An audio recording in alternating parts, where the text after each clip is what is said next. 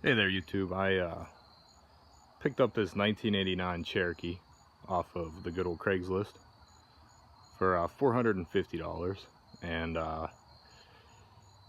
there's a lot of guys out there that want to get into Jeeping and off-roading / driving them every day, whatever the case may be. And you might not have a boatload of money laying around. You want to get into something cheap it's going to be somewhat cool, and so I figured let's find the worst Jeep we can, as cheap as we possibly can. We started with a $450 Jeep, and let me just show you why it was so cheap and what I'm probably going to do to it, and maybe I'll bring you all along if there's any interest in it. So first off, we got fenders that are bent and cut pretty poorly. Bent out for the snorkel. The frame's actually pretty solid on it. There is some rust. It has a 4.5 inch rough country lift kit, some basically bald, useless 31 inch tires, but the wheels are okay. Wheels are alright, they match, so that's good. The front end has literally been ripped apart by someone trying to take the thing off-road, and I think this was a pretty sad attempt at, I don't know, maybe that's what they used as their recovery point. I'm not really sure, but apparently that one didn't work out too well for them. So bring you around. Doors are all falling off. They did they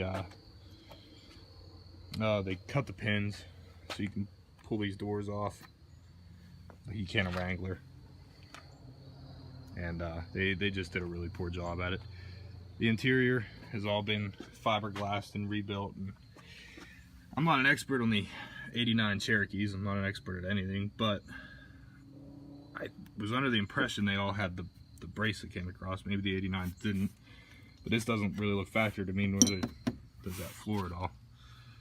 But it's kind of hard to tell because underneath it's still kind of there. They just kind of plated over it with some rivets and a lot of fiberglass.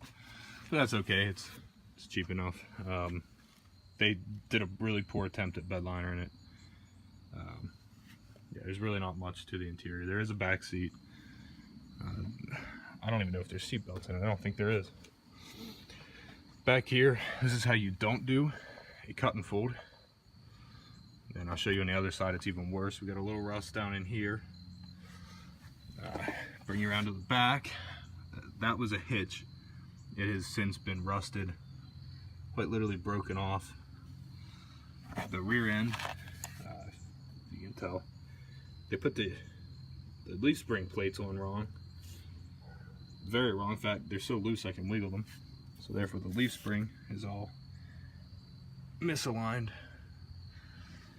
This back bumper, it's actually okay. It's bed linered. It's not as rusted as I thought, but it is barely held on there. The rear quarters are just not folded, they're just cut. Rear tailgate, I believe, has been replaced. Doesn't stay up. There's the other door. This door's falling off. Anyways, this back door has fallen off quite a few times. It's certainly seen better days. You can see it's all smashed in on the bottom there, so we're probably going to try to get another door for it. And then here's the nice side. It has been smashed, and since it was cut improperly, you can tell that it's completely separated from the body. Same with the rear quarter on this side is completely off. Leaf spring's messed up. Rocker pin was rusted. These doors are actually hung on. This side, it doesn't look too bad, right? Down here we got one of the lower control arm mounts. It is basically hanging there by a thread. Under here we got, I think the odometer stopped at like 220,000 miles. But it does run on starting fluid, so I think we're gonna get some fresh gas in it and go from there. Snorkel kit is functional from what I can tell. Oh, and over here, the transmission cross members held in with chicken wire. So we're gonna have to do something about that. And the front differential is completely, I don't know if you can tell, but it's beyond shot. The rear differential seems okay. This thing's definitely been beat on. The transfer case is there, and I think this is attached, but it doesn't really have any feedback anymore, so it's probably junk too. I believe that's the MP242, don't quote me. I'll probably put an MP231 in it. But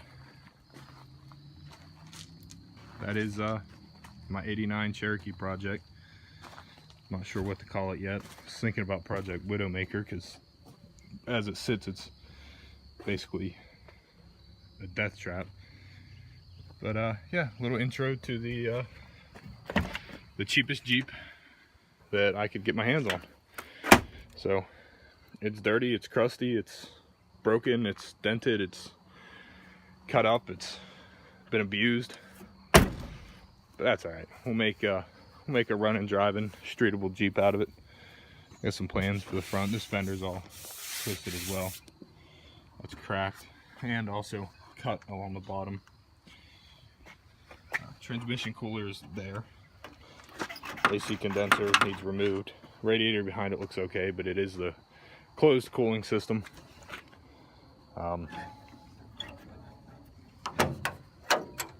If you look down here, right there, the engine mounts are completely broken off of it.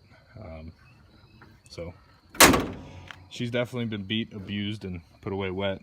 Anyways, I am hoping to have it put together here within a month or so. So we will see how it turns out. This is just a little intro, and maybe someone might help someone out if they're looking for a beater.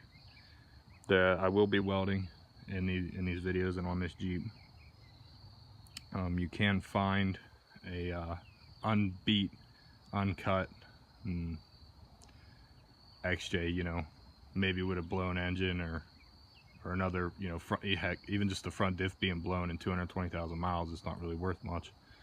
So it wasn't a great deal. It's not like they gave it to me, but at the same time, I mean, the wheels, tires, and a lift kit, yeah, it was worth $450. I think we'll see.